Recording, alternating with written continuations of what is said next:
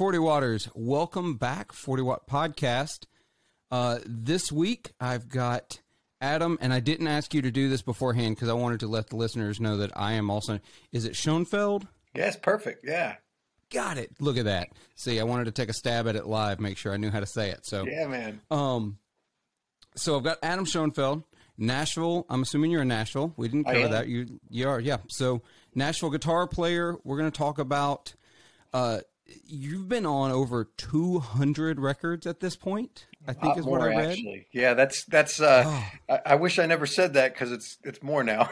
I mean, it's probably over 3 or 4, label records, and who knows how many records are out there that aren't on labels that I've done. It's been a long ride, Oh, that's wild. So for my listeners who might not know who you are, because you have been sort of a sideman, support guitarist, songwriter, record guy, getting ready to come out with your first record. Give the 30,000-foot view who you are, what you do. All right. Well, I moved to Nashville when I was 19 years old, and within a year or two was able to stop waiting tables, got a job answering phones at a studio. And at that studio, I also cut my teeth being a session guy. Because the owner had a publishing company, and and I could also use any studio I wanted to when it was open. So at 21 years old, I had a world-class studio at my fingertips, and I did what everyone did. I waited tables here and there. I answered phones at the studio, got a gig for 1 week, left the studio, did the gig, came back. Always had bands, always wrote my own songs. And, I really got the bug for studio musicians when I was working there and seeing all their cases roll in and hearing them through the walls. Some legendary players, just really inspiring. And I've since then, God, the 30,000-foot view, gotten a rock band with this guy named Big Kenny. And then that turned into Big and Rich, and I started doing session work with him and John Rich and all the Jason Aldean records. I was in Jason's showcase band. Now I'm on the road with McGraw. I've had my own bands over the last 6 years again. That was kind of a saving grace for my spirit to do my own music again, and it's turned into doing my own record now too. So, and I've had success as a songwriter. I had a #1 hit with Faith Hill. I produced some things, nothing huge, but I do have my name on things as a producer, and a bunch of other cuts as a writer, but nothing too huge. One Jason Aldean song that wasn't a single. So a lot of stuff, man. I've been playing guitar since I was 4 years old, and I'm much older than that now. Yeah, so that was that. So I was reading your bio, and it was really wild. And the majority of my listeners, I'm gonna be honest, based on my interactions with them, I actually don't have a huge country listenership. So, but you see, I think the thing about the folks you have played with, the artists you have played with, like people who aren't into country music know who these people are. These aren't going on the road with whatever weekend road trip you could get to. You're playing on the road with Tim McGraw. You played with Big and Rich. I'm trying to remember some of the other names I read. Was it Rascal Flatts? You played on some stuff. Mm-hmm. Alabama. I mean, that's yeah. Well, you know what, dude? I'm not country. I've never considered myself country, and I like to say I got tricked into playing country music. And the first thing I played on that was on the radio was Save a Horse, Ride a Cowboy, Big and Rich. And when they asked me to play on their record, I said, dudes, I don't play country music. And they said, that's why we want you. Yeah. I was offered a record deal with Aldean as a duo, and I was in a rock band. I was like, I'm not going to be known as a country singer. And nothing against country. And to me now, genre is more of a lyrical term, but yeah, man, yeah. I wasn't a country. I'm still not a country listener. I mean, I love all these people that let me make a living playing guitar, but it's not necessarily my choice of what I listen to. But there's some great songs out there and great musicians in this town. And God, I'd say the bulk of the musicians in this town aren't country musicians. They're not rooted. That's not where their roots are. Yeah, well, when I was looking at guests for the podcast this season, and your name came up, and I'm looking over your bio, and there's a part of me that was like, I'm looking at this country resume, and I'm like, my listeners really, that's not the. But then I started to read your bio and your influences, and naming off like Peter Frampton, Beatles, that kind of stuff. Reading that stuff in your bio, and I was like, oh wait, no, I've got to have this guy on the podcast because you're the guy who ended up playing country, and then I got to listen to your record. I've gotten to hear it before it comes out. If you're listening to this podcast in the future, it came out on January the 28th. Mm-hmm. Is that correct? Correct. 2022. If you're listening to it before it comes out, well, you're just going to wait a little longer. Yeah. But I did get to hear it, and I started listening to this record, and I'm starting to hear that's Beatles influence right there. Or I'm hearing these rock and roll influences. Like I think I heard some Tom Petty in there somewhere, and then it opens with the most non-country opening of the record I've heard in a while from a guy who's known for playing country country albums. So I was really excited to get you on the podcast. Also, because it is a guitar-centric podcast, there's a lot of guitar on the album, so I think people are going to get real excited about that. Yeah, and it's kind of hidden guitar. I mean, you might expect me to have more rock and solos, and there's a few on there, but I think I'm already working on my next record, man. It's like I can't stop, and that one's probably going to be a little more guitar. This one it's really song-centric. But there are some of my coolest guitar work I think I've done. I'm really proud of the record, and yeah, there is some guitar on there for sure, man. And my slide stuff is kind of focused on this record a little more, and which is something I love to do, Yeah, and it really appealed to me because I've always been like when I was a kid. I say a kid when I was a teenager, and I took up guitar, and everybody expects you to have a guitar hero, right? Who's your guitar hero? Yeah. And I was like, I didn't have anybody. They were like, I want to write songs like Jacob Dylan. So, that's what I wanted to do. The Wallflowers were huge, and I got into Jacob Dylan. And I was like, I like songwriters. I like songs. I like guitar that complements the songs. Sometimes that's really flashy and over the top and, really like guitar rocking. Sometimes it means you're holding a chord for 2 bars before you change, Absolutely, sometimes you just and play the Wallflowers. Sorry to talk over you, but the Wallflowers, that first record, man, dude, when I was working at Woodland at that studio, that was one of our records that we had through the bigs till 3 a.m. We're just going, what is this godliness? So inspiring and so right on with all the parts, like you're saying, parts that complement the song and all that stuff. That was the album that got me into playing keys because of the organ work on that album. I wanted to, and I've got, you can see in the background, you listeners can't see it, but I've got my key set up behind me, and that's what got me in. I can't get a Hammond organ in here, and I can't really afford to upkeep one either, but I wanted to play organ. I've always told people I'd give up playing guitar if I could just full-time play organ. And then people are like, well, then why don't you do it? Hey, stop being practical. So it's hard, man. I got lucky. I've got the old one from that studio. I'm housing it, and I'm paying for insurance on it and keeping the upkeep on it when it breaks to keep it worked and oiled. And so I'm lucky to have one. They're so awesome. So awesome. Yeah. I've told some friends of mine that I will start hunting one. I'm hoping to, we'll see. Building costs are so expensive right now, and everything's super expensive right now, so it's on the back burner.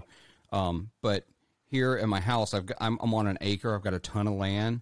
I'm hoping to break ground and build a studio, an actual standalone studio, and that's when I'll finally get one. That's when it may not be a B3, it might be a C3 or an A100 or something like that. But I'm gonna have a Hammond tone wheel organ. Yes, you are, and Leslie. Yes, it's going to happen.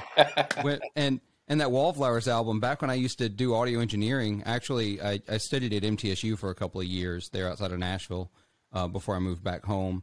Cool. But I did a lot of live work in clubs and bars, and I would tune sound systems to that Wallflowers record because it was so perfect. It is perfect. Yeah. It's an incredible album. Absolutely perfect and inspiring. And they've continued to do great work since. Oh yeah. The stuff after that, I know it didn't get maybe some of the critical acclaim and popularity that Bringing Down the Horse did, but the rest of that stuff is some killer. Red Letter Days, I think, is a really underrated album for them. That's a good one.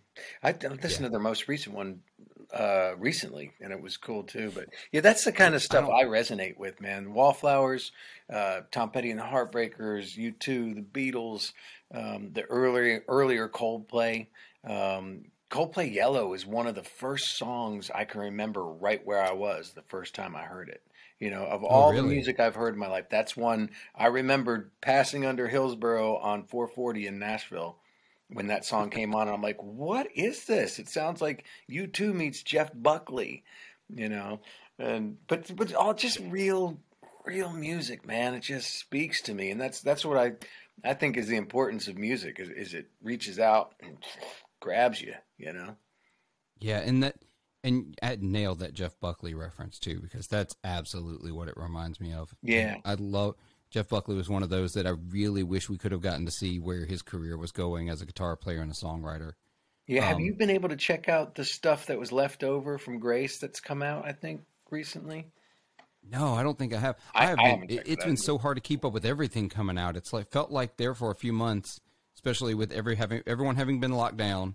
Everybody going into studios, writing and recording stuff. And then it also seemed like people just started finding hidden records that they didn't know still existed. Yeah. So I need to go back. I need to start keeping a list on my phone of all the things I mean to go back and listen to. Mm-hmm. I actually set the folks who follow my Instagram and TikTok are going to know I set a New Year's resolution this year to listen to more music. And by that, I mean, I started a challenge back in 2020, before the world fell apart. And I picked it back up this year. I'm listening to an album a day, at least. Wow, that's great. That's a commitment. Yeah. And I'm picking an album. I'm listening to it front to back. And it doesn't mean I have to do active, dedicated, I'm really analyzing, but I'm going to listen to the whole thing. And I've decided in January, I'm a blues guy. I grew up in Clarksdale, Mississippi, so the blues is it's a thing. Listeners of the podcast will know that's sort of that's my real strength. And I realize that's not always super popular, but that's okay. That's my thing. Cool thing. I've accepted the fact that I've been a blues dad since I was 18.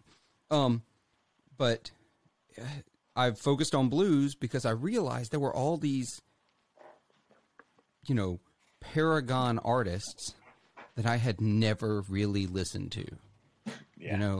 I finally listened to Blind Lemon Jefferson for the first time and listened to his whole, a whole album. And I realized how many songs I knew, but I knew them because other people had done them.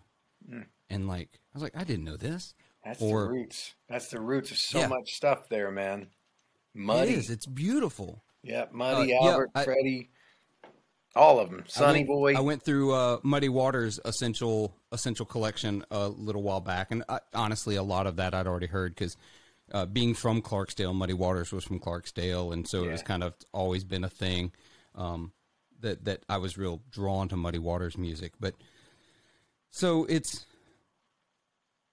my effort to listen to more music because I realized how much of it's passed me by, and I didn't pay attention to it.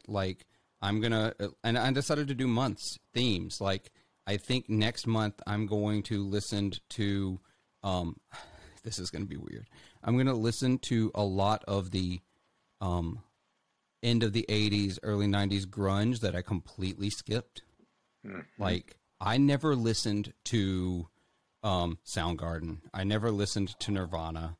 I knew the hit stuff with Nirvana, everybody did, but I never listened to those bands. I got to say that Nirvana, me either. I didn't really listen to Nirvana's whole the first two records, Bleach and the real famous one. I didn't listen to them in entirety until maybe a couple of years ago.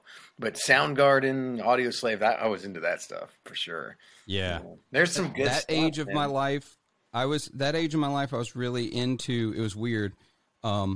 I was real young too, because I'm 41 now. I think there's a 1 at the end of that now.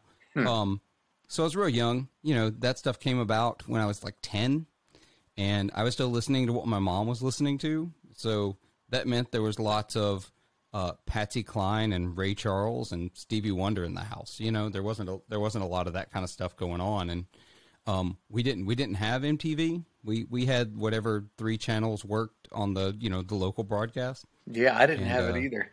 I was up on a mountain in the country part of New Jersey.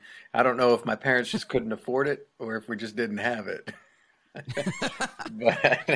but Who yeah, knows? man, I wish.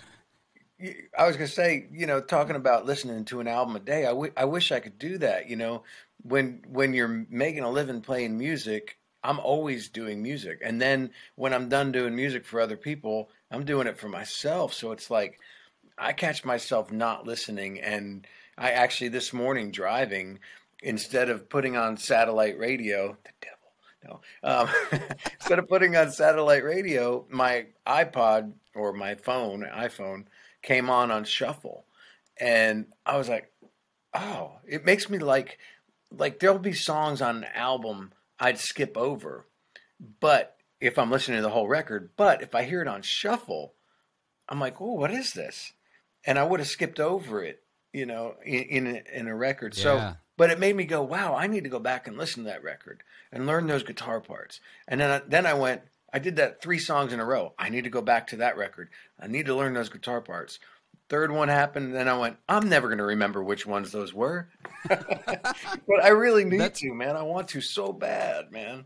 Yeah, that's the other side of it. That's the other side of it, is that when you do hear something that really pulls you in, for example, listening to Charlie Patton for the first time, really listening to Charlie Patton, I was like, I need to come back here. I need to learn this. I need to get something from this, because there's something here that I don't know. I don't have this. Right. And so, yeah, that's the trick. It's like listening, it's fine, even if it's just passive listening. But when you hear something that stops you, okay, there's a reason that stopped you. Exactly. Figure that out. What can you get from that? I agree. Yeah. I've never listened to Charlie Patton.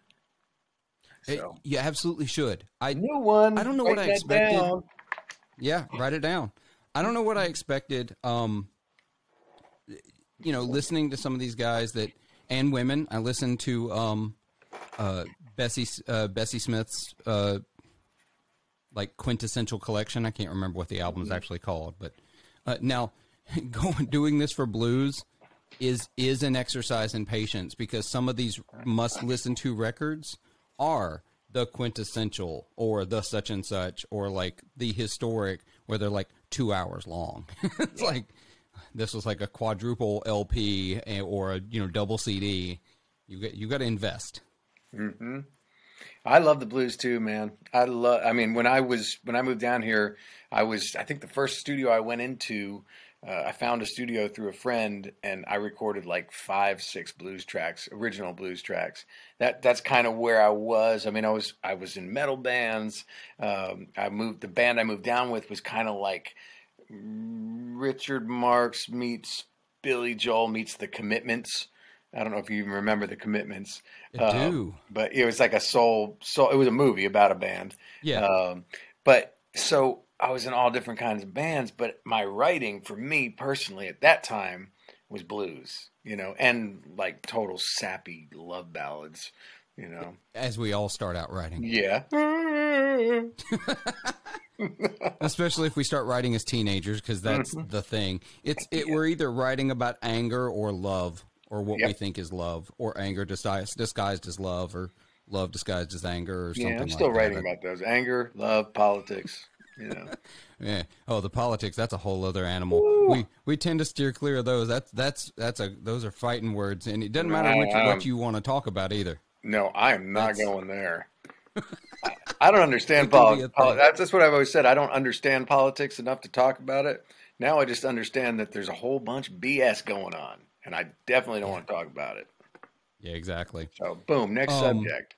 Boom, next subject, exactly. So let's almost said let's be more controversial. Hot chicken. But no, we're not gonna go through. Gives me a headache every time. Makes me want to vomit. Does it really? Man, I had it one time, and I was like, no way. I had like 2 bites of medium. I was like, this is not happening. That was bad. I broke into a sweat. I love Prince's hot chicken. I'm a big Prince's fan, so that's my go-to. And medium or the step above medium is my threshold for pain, where it still tastes good. It's just I can't do it anymore. You're a real blues man from Mississippi. I'm from Jersey. That's what. Yeah, they don't do the spice up in Jersey that way. I don't remember it. I don't remember it. Oh. So on your record, it's. I tried to find the right words to describe it without just naming influences. Obviously, I mean, you do cover a Beatles tune on the record, which is super cool. It sounded great. It's lush. It's this really. You can tell there's a lot of thought in parts and layering and the way you want things to sound. And for those of you, again, we've mentioned this before, when you do go listen to the record, don't go in expecting anything remotely country. You're not going to get it. You're going to get maybe some singer-songwriter. Yeah. In some of maybe. it. Yeah. Yeah. And, a lot of that lush, the parts, man, I got to credit my wife, Katie Cook. She produced it with me. And, when I didn't have an idea, she did. And so she had a lot of say in what happened and what songs made it, what songs didn't. But yeah, man, I really had a good time. Like, there's a lot, like, there's some strings, like the first song, the strings on there, that's my friend Jonathan Yudkin. And also on a song called Her Song, he did strings. And that first song, The Sky Is Falling Down, which is out right now, I said, man, that was the missing piece. I said, dude, I want this to go to ELO land, and so he took it there for me.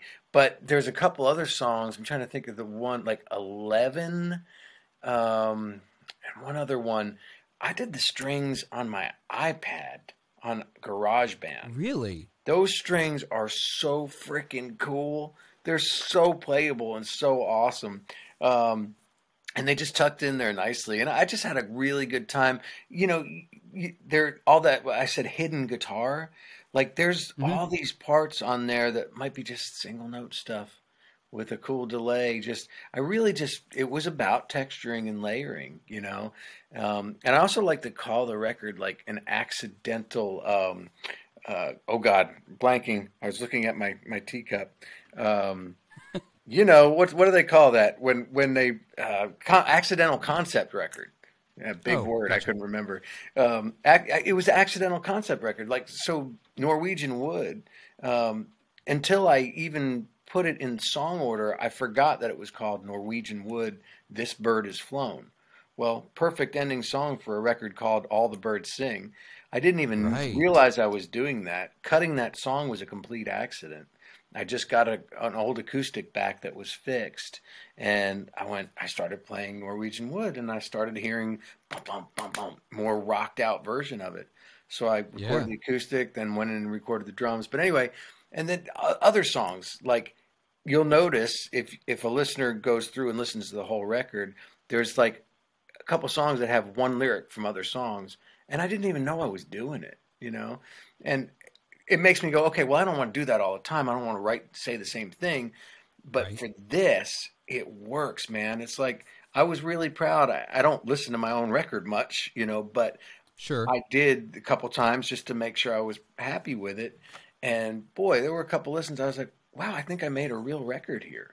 Like one I would have listened to as a kid that just goes from song to song, and they just work together. I'm super proud of it, and I appreciate you listening enough to hear the lushness and all that stuff. There's a lot, and sometimes there's a little, Yeah. Oh, well, I'm not good at it, but I'm a big fan of great record production. And there's a lot of people out there. I joke about this, and actually, you're a great example of something that I've used to preach to other guitar players. There's some people think too much production is, it's not authentic, or it's not real, or it's not, I don't know, true, whatever you want to really call it, no integrity. No, that's not the case. There is a way to produce a record to feel that way. Mm-hmm. There's a way to get it too glossy, and you're in the right city to know all about it. Without, it can happen. Yeah. But there's also a way of producing a record to draw out. It's like painting a picture, and if you think, stick figures with boxy clothes is authentic, that's fine. But, there's another way to paint a picture that paints a vivid image that means something without it being, I don't know, Kirkland's clip art photos that you can buy to hang in your house. And or oversaturated. And you said the exact thing, painting a picture. When I get it to my guy Steve Marcantonio to mix, he's a legendary engineer around here. I mean, he was on John Lennon's last session as a tape op. There's pictures of him in the studio with John Lennon, and the dude knows how to paint a picture. And if you fill too much space up, what's that painter going to do at the end? You need to leave room for that person that really knows what to do with that guitar sonically to fill a little more space than you thought it was going to fill, or to not fill a little more space, and he mixed all but one song on my record. My drummer in my rock band, Digital Brains, his dad, Michael Boys, mixed one of the songs, and that's a great mix too. But man, that's the thing. If you put too much, what are you going to do with it? It's just, you're going to end up muting a lot of shit. Can I say exactly that word? Or mute? Oh yeah, you're good. Yeah, absolutely. I have had to mark too many of these episodes explicit. That one goal of mine also in this year is to drop just a bit fewer F-bombs on this podcast. I get creative with it occasionally. I'm a big believer that you can tell a person's intelligence by how creatively they can use the F word, not just curses, but neither here nor there. I realized the other day, scrolling down my podcast list, that it's like, oh, explicit. Okay, I got to stop. But shit's going to be fine. Good. So that's definitely the case. You learn how to mix those colors. You learn how to mix those sounds to get something really interesting. And you're right, simplicity, especially when you're putting that many parts, simplicity is the key to a lot of it. Something that I think I knew, but didn't have the light bulb. You know what I mean? It's like, you knew this, you just didn't know it. Like, it didn't click. How simple some parts are. Because I've tried to record, and I've recorded songs in the past, and I've been in bands that we've done recordings, and I've played guitar and bass on stuff, and it's fine. And I always overplayed, and I just never quite got it, never quite understood it. And it was like, no. Because I would always think, I came from this blues background. It's raucous. We're loud. We're lots of syncopation, lots of swing, a lot of push and pull. But then we'd go to record, and sometimes that way you play live doesn't translate to tape. Yeah, it exactly does. And I would think, but like I would try to play to a metronome, and to me it feels square. Like you know what I mean? It felt like it was taking away some of that. I like to think I used rubato, and what I really used was bad time. But it takes some of that away. And I thought, that doesn't sound interesting anymore. But it's like, if you do that, and then you add this other simple part, and then you add on top of it, and you build this song, instead of thinking you've got to do it all. You're not an acoustic artist on the street playing just acoustic guitar, trying to make it interesting with one instrument. And so suddenly you learn to build that. I think TikTok's been interesting for that, because you see a lot of artists on there, and I follow a lot of, they show up on my feed, where they're like building tracks out of nothing. And I mean nothing. I mean, like, there's just she's an artist, but I want to call it producer. She takes YouTube videos of like cats meowing or a dude slamming a trash can, and turns them into the coolest songs. That's cool. That's awesome. And it's fantastic. And piece by piece by piece. And she shows you, and it's so simple. Yeah. It's like, little 4-beat parts that she builds on top of each other. and it sounds phenomenal. It's And important I think to know how to build, it really is. And I think that goes, that kind of goes to another side. All these guitar players that are out there, there's so many people out there that technically are rocking, and they probably sat there and rehearsed that piece that they put on the video like a million times to get it that awesome. But can they create in the studio? I put a couple things on one of my YouTube pages. I think it's Adam Shoenfeld Guitar, and I'm going to start doing them again. I just never get the time. But just taking a song I've actually played on for people and dissecting it, kind of like Rick Beato does with known stuff. Just to go, hey, this is what dude gave me. I got one in particular I want to do. This guy, I think he said Bianchi, Kevin, but he's with Vanishing Shores is his band. And I think we've talked on the phone once. It's all email. He just sent me stuff to help build tracks, and I loved it.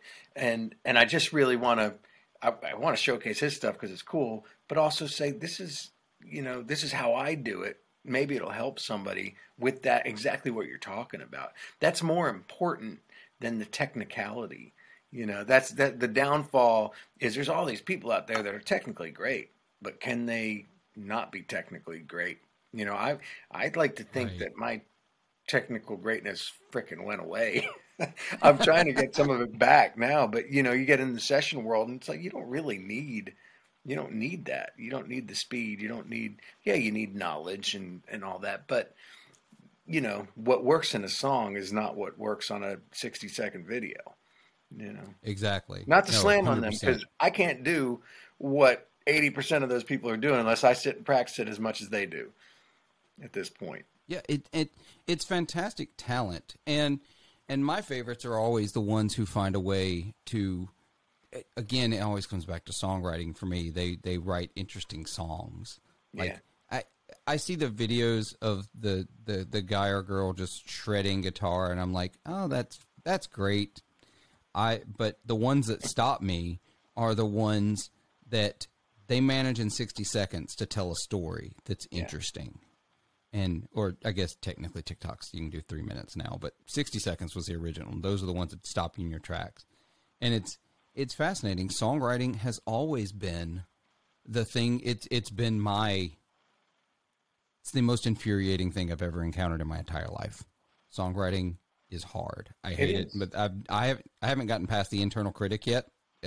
I have a phone and a hard drive full of 30 to 300 second clips of songs that I've written, because I tend to just record them as videos, and so I have them later, because if I don't do that, I'll forget the melody or I'll forget the chords, or and who has pens anymore to write things down.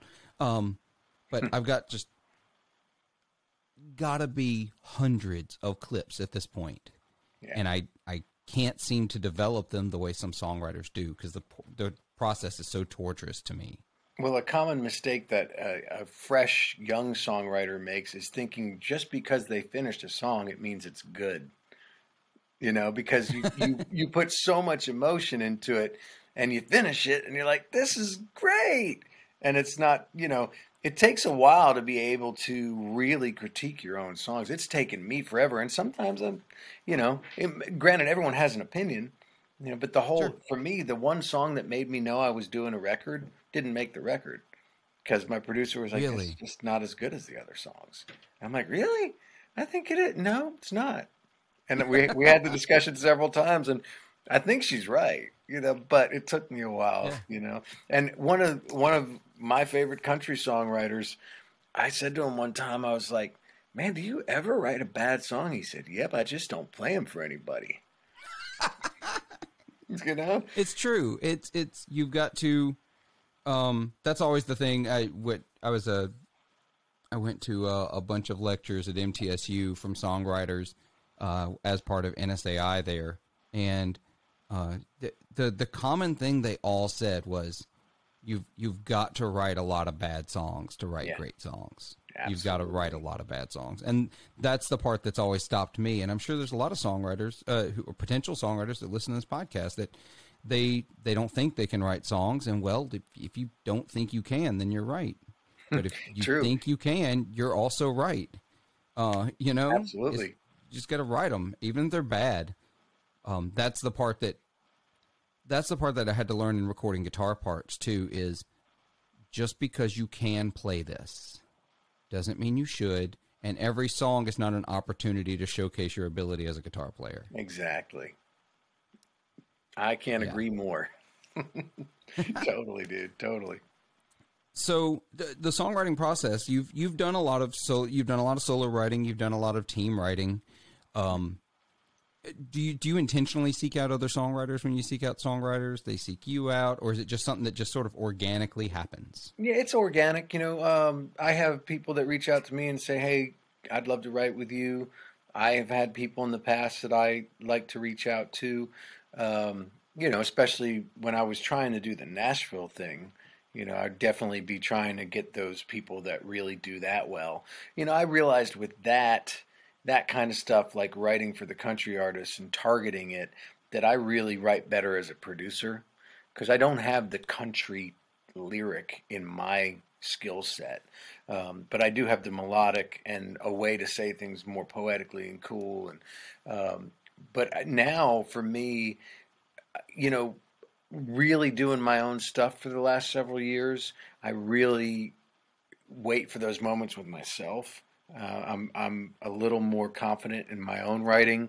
I have like Dino Brown, who's the fiddle player with McGraw. He's actually kind of my main writing partner on the road. And we have this thing where we really get these awesome starts. We don't always finish. Sometimes we finish and it turns out to be something different.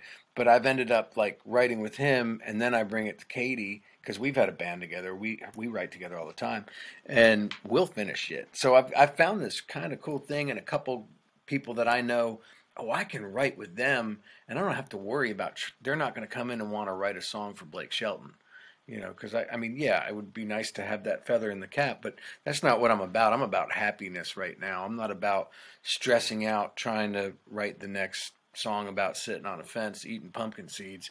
I want to write something that's real for me, and not saying that's not real for somebody, but I want to write what's real for me.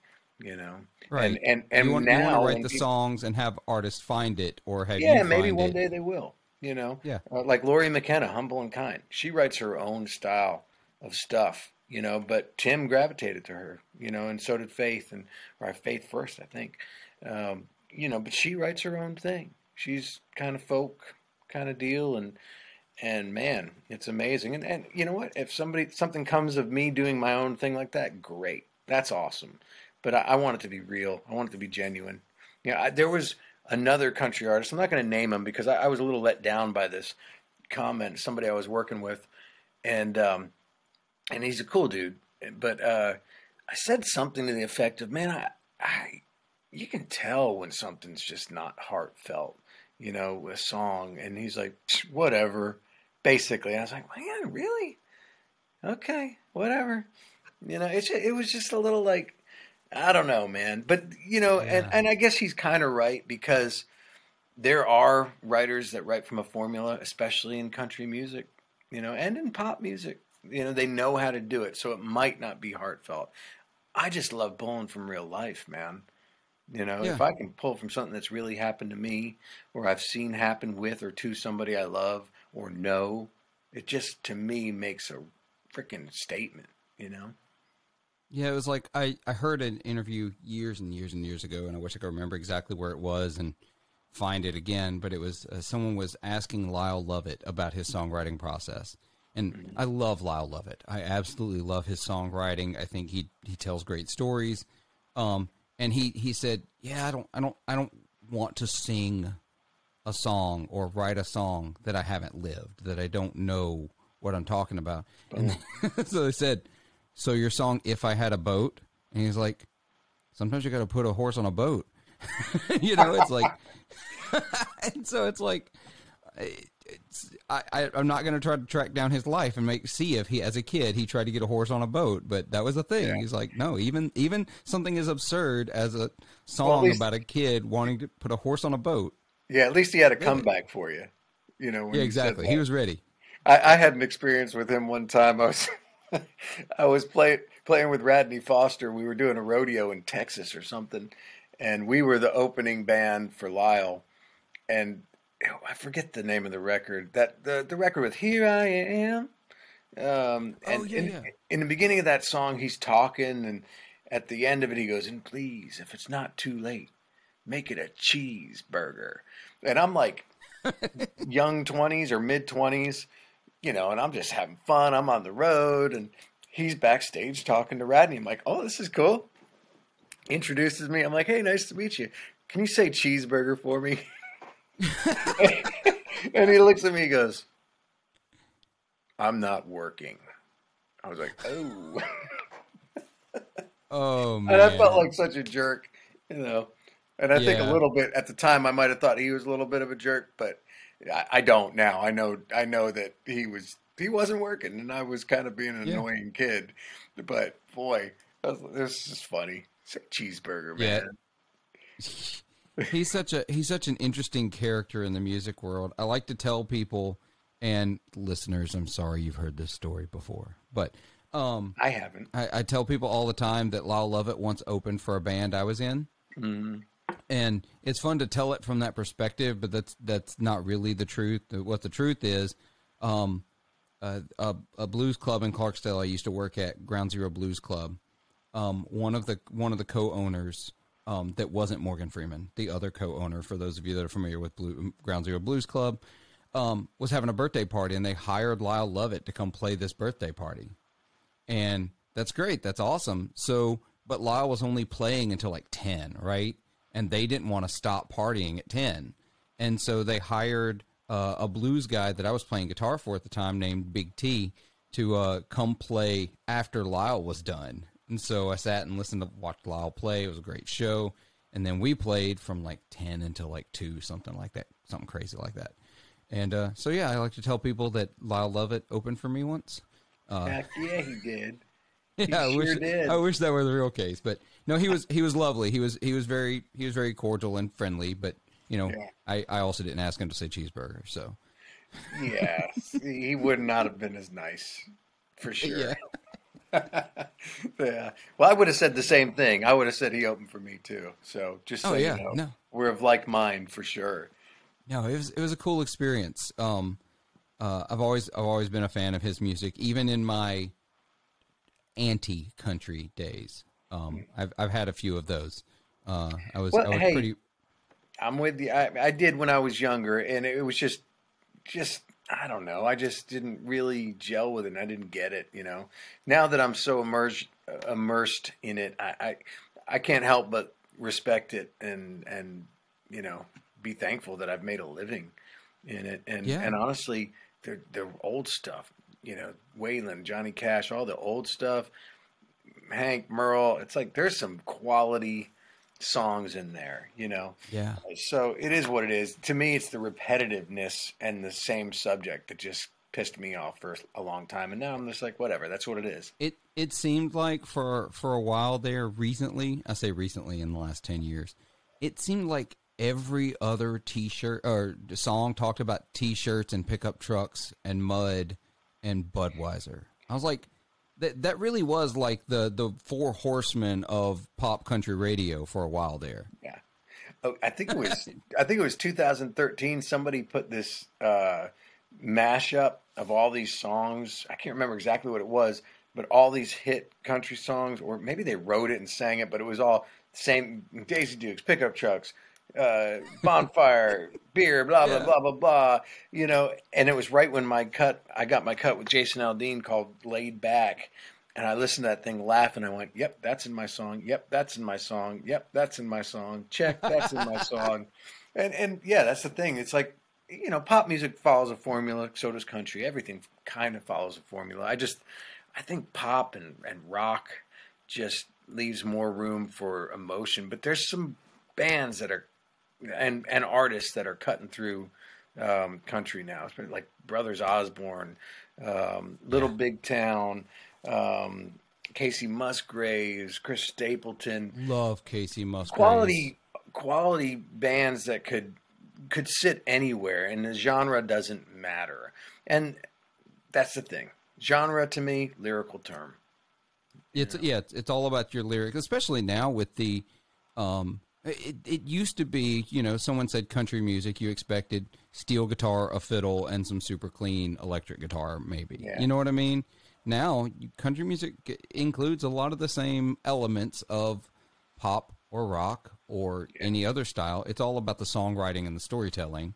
Totally. And it can follow a formula. Have you heard Dean Summerwind, Parked by the Lake?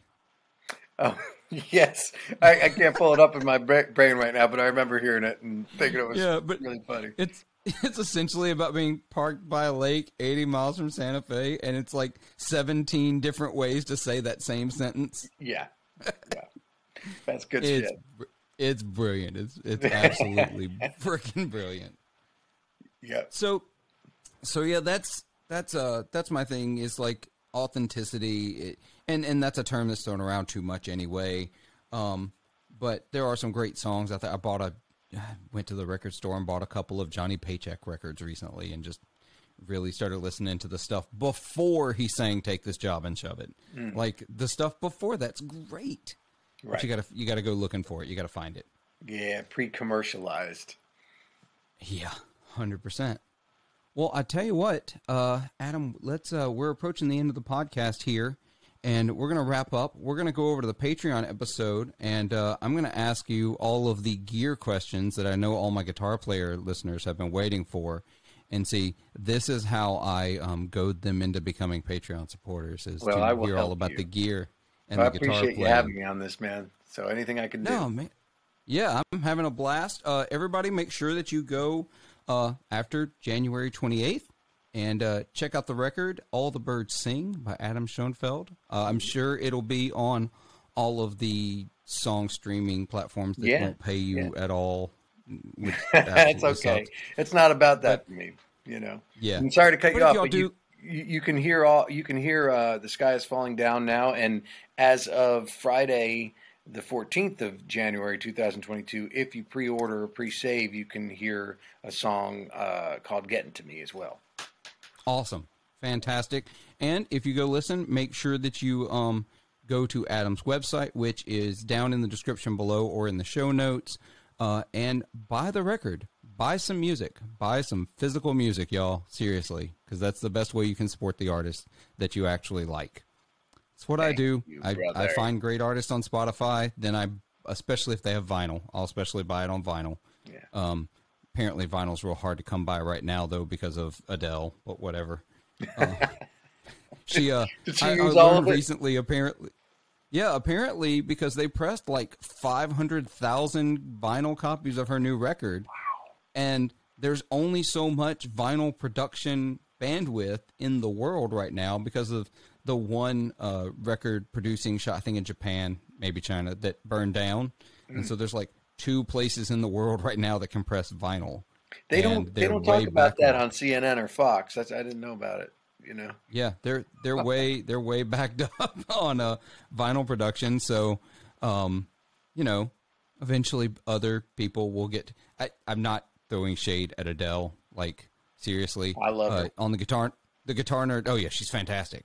On Guitar Nerd's podcast, they were talking about it, and it's like all the punk kids getting mad because they can't press their vinyl albums that 10 people will buy, and Adele pressed 500,000 copies of an album that people will buy. Yeah. So, like, it'll be fine. It's true. It'll be fine.